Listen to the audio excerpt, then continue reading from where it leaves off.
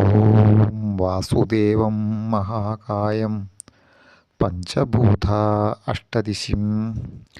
നമസ്കാരം. എല്ലാവർക്കും വാസ്തുശാസ്ത്രത്തിൻ്റെ പുതിയൊരു വീഡിയോയിലേക്ക് സ്വാഗതം.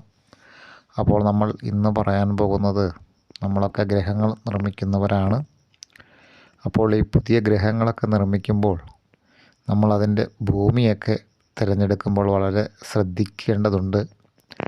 അപ്പോൾ ഇങ്ങനെ സാധാരണ രീതിയിൽ ശ്രദ്ധിക്കുമ്പോൾ നമുക്ക് ഭൂമി എങ്ങനെയാണ് തിരഞ്ഞെടുക്കേണ്ടത് എന്നതിനെക്കുറിച്ചാണ് ഇന്നത്തെ വീഡിയോയിൽ പറയുന്നത്. അപ്പോൾ നോക്കാം അതെങ്ങനെയാണെന്ന്. ഉദയസൂര്യൻ്റെ നിഴൽ വീഴാത്ത സ്ഥലങ്ങളിലാണ് നമ്മൾ വീട് നിർമ്മിക്കാൻ ഉപയോഗിക്കേണ്ടത്. അതുപോലെ തെക്ക് വടക്കും കിഴക്ക് പടിഞ്ഞാറും കൃത്യമായിട്ട് ദിക്കനുസരിച്ച് വേണം നമ്മൾ ഗ്രഹങ്ങൾ നിർമ്മിക്കാനുള്ളത്. ഭൂമി വർഷത്തിലൊരിക്കൽ തെക്കോട്ടും അതുപോലെ വടക്കോട്ടുമൊക്കെ പോകുന്നതിനാൽ ആണ് തെക്ക് വടക്ക് ദിശയും ഉത്തമങ്ങളാണ്. ഉദയസൂര്യനെ തടസ്സമില്ലാതെ കാണുവാൻ കിഴക്ക് വശം താഴ്ന്നിരിക്കുന്നത് വളരെ നല്ലതാണ്.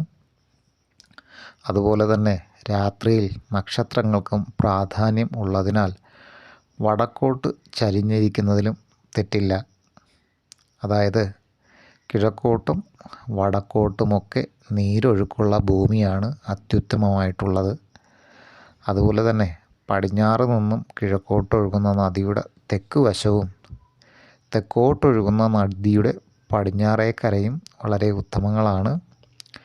ദേവാലയ സാമീപ്യമുള്ള ഭൂമികൾ ഗൃഹനിർമ്മാണത്തിനായിട്ട് നമ്മൾ തിരഞ്ഞെടുക്കുമ്പോൾ ശ്രദ്ധിക്കേണ്ട കാര്യം, ദേവാലയത്തിൻ്റെ 4 പ്രധാന നടകളിൽ വരാതെ നമ്മൾ നോക്കണം.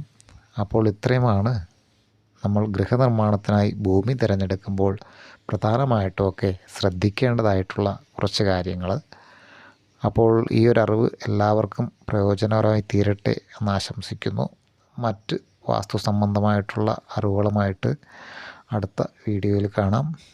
എല്ലാവർക്കും നമസ്തേ, നന്ദി, ശുഭദിനം.